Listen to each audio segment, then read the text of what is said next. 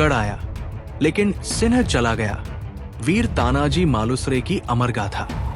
तानाजी मालुसरे श्रीमंत छत्रपति शिवाजी महाराज के सबसे विश्वासपात्र सरदारों में से एक थे।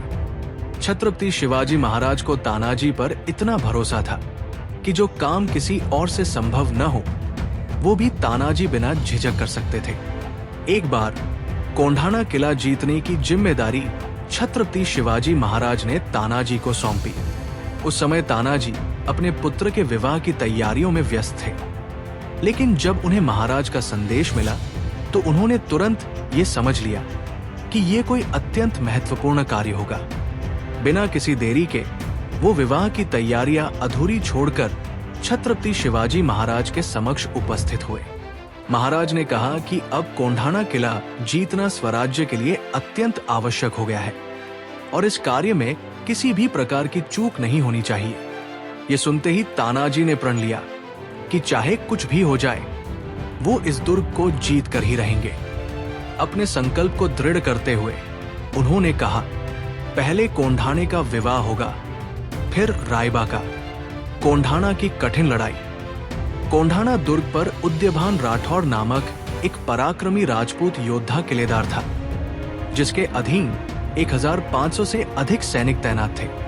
लेकिन तानाजी अपने 500 मावलियों के साथ इस कठिन लड़ाई के लिए तैयार थे।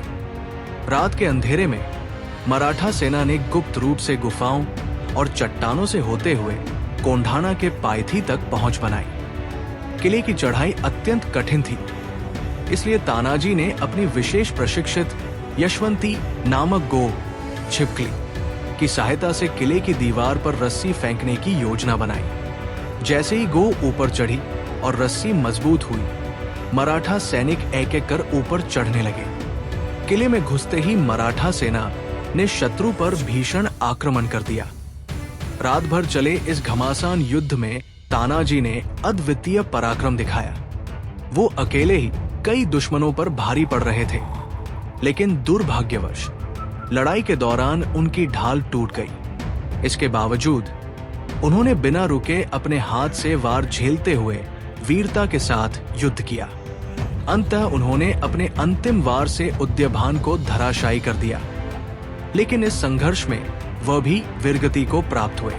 उनकी वीरता देखकर उनके भाई सूर्याजी मालुसरे और सेनापति शेलार मामा ने युद्ध का नेतृत्व संभाला और अंततः कोंढाणा किले को जीत लिया।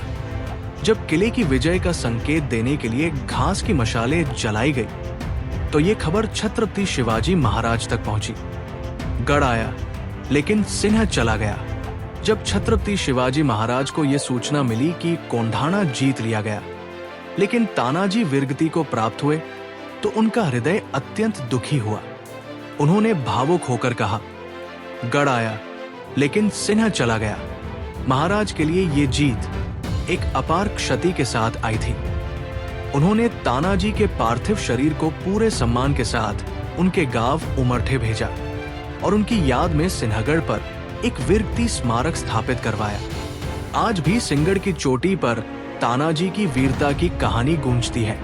वो केवल एक योद्धा नहीं थे, बल्कि स्वराज्य के सच्चे सेवक और अमर बलिदानी थे। जय भवानी, जय शिवाजी।